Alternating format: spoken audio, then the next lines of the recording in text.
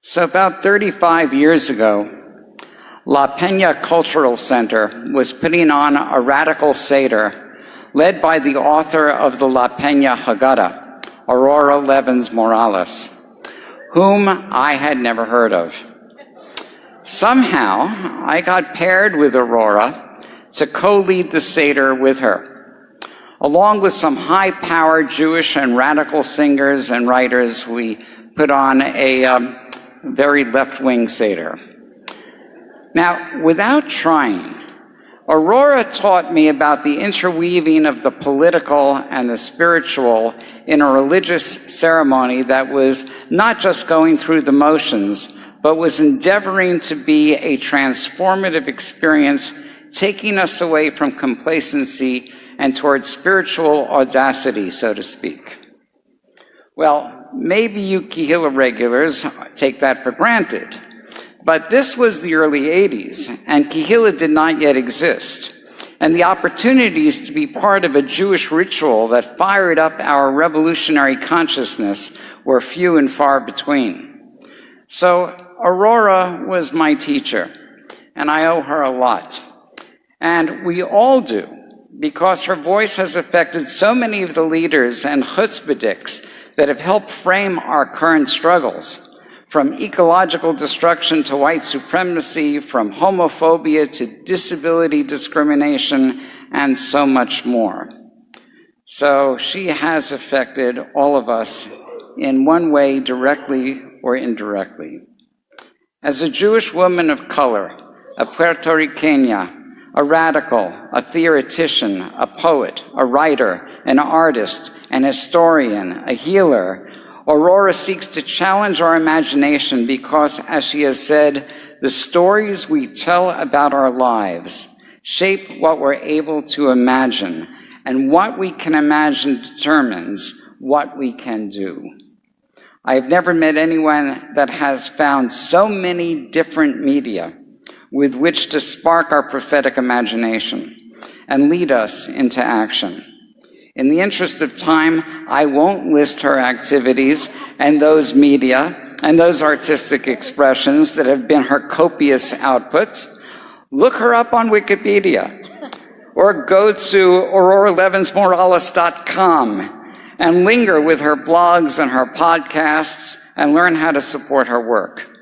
Or during an Amidah meditation, read her special contribution to the Kehilla High Holiday Prayer Book on page 125, but not now. But do repeat that number for me, 125. Okay, now you know where to look. It is a feather in Kehilla's cap that we can call Aurora a long-time member of this congregation. Please welcome my teacher, and your teacher too, Aurora Levins Morales.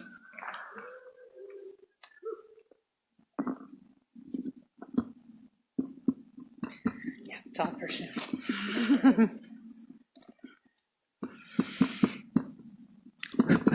Yeah. I am from a land of hurricanes, a place where the wind can rip off your roof and send it hurtling through the air to embed pieces of it in the trunks of distant trees.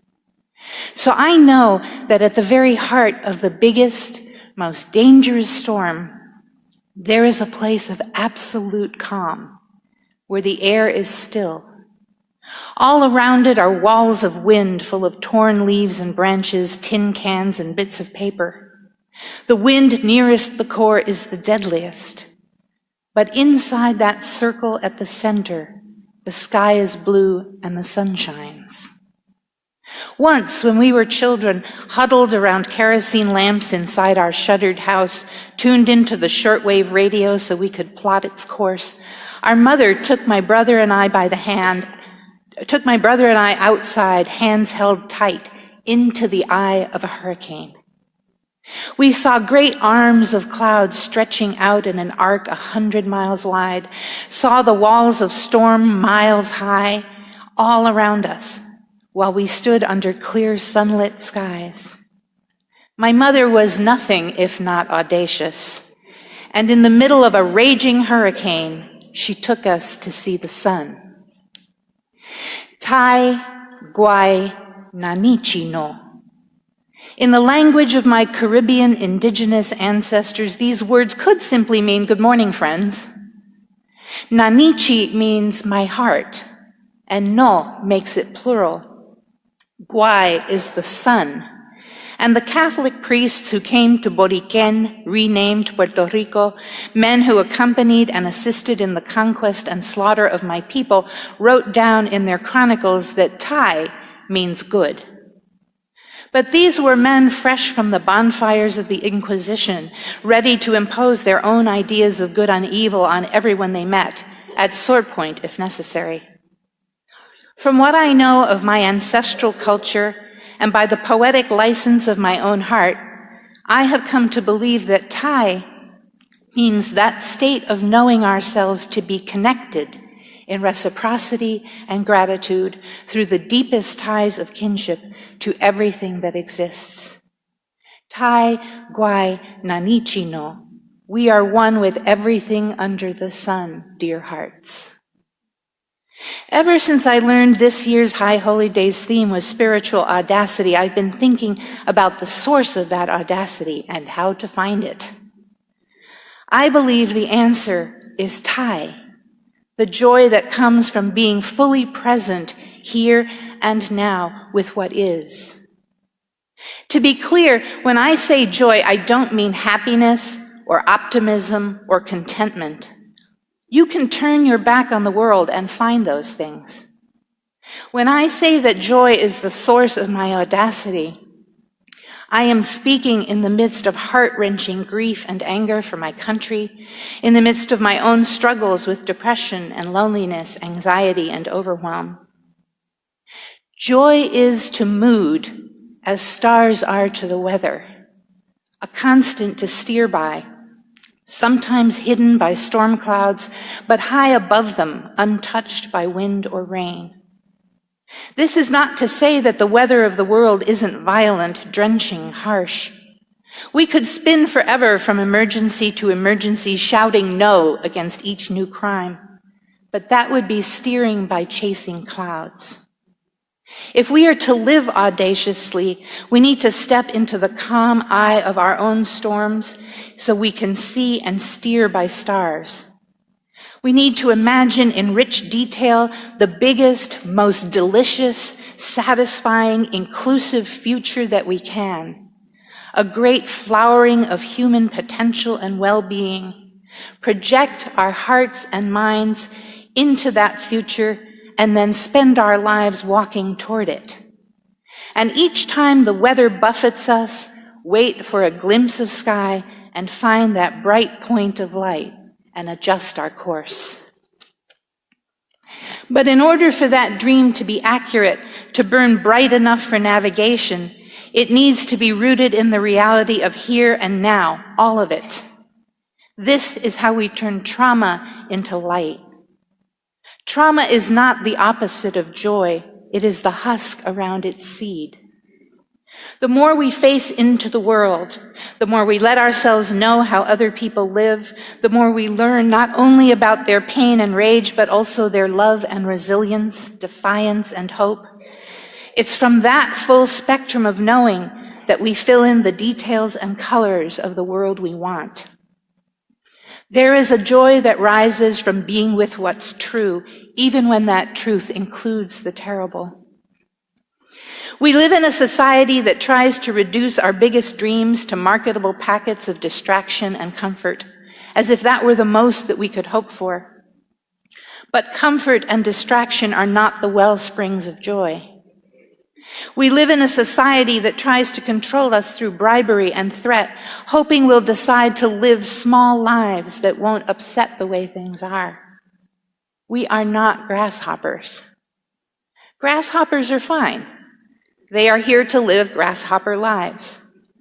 But we are people with gifts of both memory and imagination, able to learn from our many histories and create what does not yet exist. It makes it possible to face the terrible with joy. We don't need to spend every moment of the day shouting no. We can learn to sing a 1,000-voiced harmony of yes. In 1993, I visited the National School of Music in Havana, and while our group waited for the bus to pick us up, a group of teenage boys, 2 of them black, 3 of them white, played guitars for us. It took a few minutes to realize what it was that moved me to the edge of sobbing. Then it hit me. It was the first time I had ever seen young black men whose body language held no trace of the fear of violence. Whenever I go out into the streets to express my rage and grief over yet another black or brown death at the hands of the police, I carry those boys with me. They are my yes. Yes is what keeps me going. And I carry MPD 150, a hope-based grassroots organizing project in Minneapolis in which the communities most affected by policing researched and evaluated the performance of the Minneapolis Police Department over the last 150 years, concluded that they are best served by a future that is police-free, and are charting a path to make it so. It's true that audacity can arise from crisis, and courage can spring from fear. Emergencies can draw more from us than we ever thought possible. But that kind of boldness runs on adrenaline. It doesn't have the horsepower for the long haul. When the crisis passes, we settle back exhausted into our accustomed lives. To live a lifetime of audacity, dwelling in the place where joy meets justice, year after year, can only be sustained by being so in love with a vision of what's possible that we no longer flirt with despair. The world is full of weather, full of all the urgency and danger of the present moment. But the work of social justice has always been urgent. And if we let that drive us, we'll never make the time and space to dream together, dream big, and set a real course toward our dreaming. Imagine this, that each one of us is weighed down by unearned punishments and unearned rewards. That when we are punished, not for what we do, but just for existing, it's like being wounded, so that we guard our injuries and they become easily inflamed, making us lash out or turn in. And when we are rewarded, not for what we do, but just for existing, it's like being drugged, so that it seems natural to have more and better and easier, and we are oblivious to whole provinces of the social terrain where our own privileges settle like fog to hide the landmarks of other people's suffering. Imagine then that seeking the sources of audacity in our lives, choosing to know whatever we must to find it, we discover that there is nothing to defend. Whatever the harm done to us and the real wounds of it, our scars are not treasures to be hoarded. Whatever our complicity in the deprivation of others, whatever we've allowed ourselves in the name of comfort or fear to accept instead of freedom, is not worth having. That injustice was already here when we were born, that it's much bigger and older than our mistakes, that claiming each other is much better than lying low. Then the work of turning to face truth, of bringing our full selves into the commons, becomes joyful beyond measure. When the fog is burned off, what remains is an illuminated landscape where the entire geology of our lives is laid bare, and we see how we are woven together, see the ground of solidarity we must walk to reach the future we love. Tai Guai Nanichi no. We are one with each other, lit by hope, ablaze with love. When 49 mostly queer people were murdered at the Pulse nightclub in Orlando last year, part of what broke my heart was that half of them were young Puerto Ricans, economic exiles from my homeland, ravaged by colonialism. They were family. It was a blow that hit so close to home that I reeled.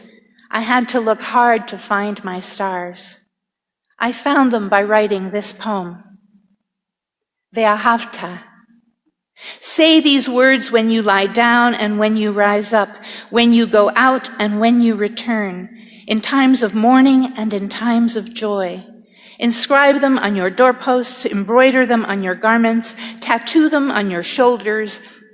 Teach them to your children, your neighbors, your enemies. Recite them in your sleep, here in the cruel shadow of empire.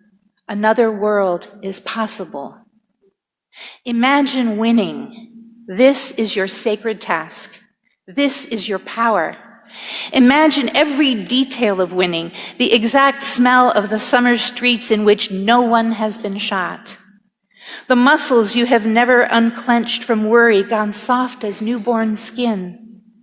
The sparkling taste of food when we know that no one on earth is hungry, that the beggars are fed, that the old man under the bridge and the woman wrapping herself in thin sheets in the back seat of a car, and the children who suck on stones nest under a flock of roofs that keep multiplying their shelter.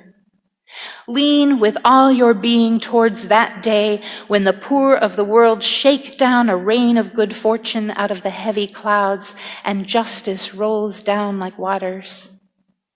Defend the world in which we win as if it were your child. It is your child.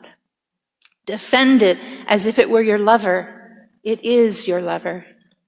When you inhale and when you exhale, breathe the possibility of another world into the 37.2 trillion cells of your body until it shines with hope.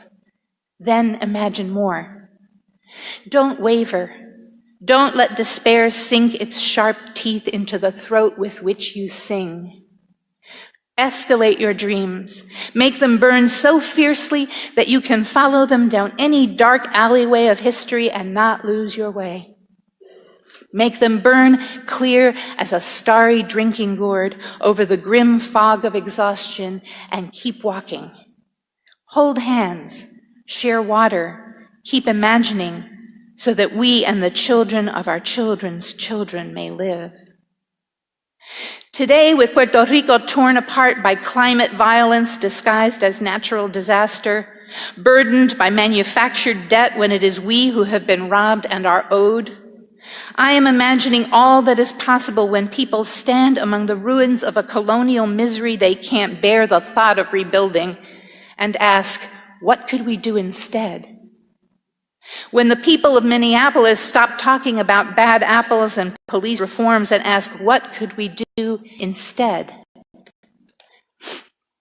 98 years ago today, more than 100 black sharecroppers in Lane, Arkansas, had the audacity to organize themselves to demand better pay from plantation owners. White mobs responded by massacring between 100 and 240 people. Returning black veterans from World War II, no longer willing to tolerate the violation of their most basic rights, also began demanding justice and faced the same murderous mobs. A wave of lynching and race riots at dozens of cities in what came to be known as the Red Summer of 1919. None of the attackers went to jail. Right now, as we pray for the spiritual audacity we need in these times in order to do the work of Tikkun, tens of thousands are honoring those and drawing from their courage as we draw from our ancestors, and they pray with their feet in Washington, D.C., and in sister marches around the country, saying no to the killing and systematic abuse of Black and Indigenous people, saying yes to a world in which their full humanity is celebrated and safe. Here and there, 2 breaths of a single prayer. So right now, again, rise in spirit and intention, and if you can and choose to with your body, and let's turn our faces toward the truth of their vision and add our yes to theirs. That way. Say after me, Tai, Guai, Nanichino. Or in the words of Argentinian singer Fito Páez, who says that everything is lost? I come to offer you my heart. Quien dijo que todo está perdido? Yo vengo a ofrecer mi corazón. Tanta sangre que se llevó el río,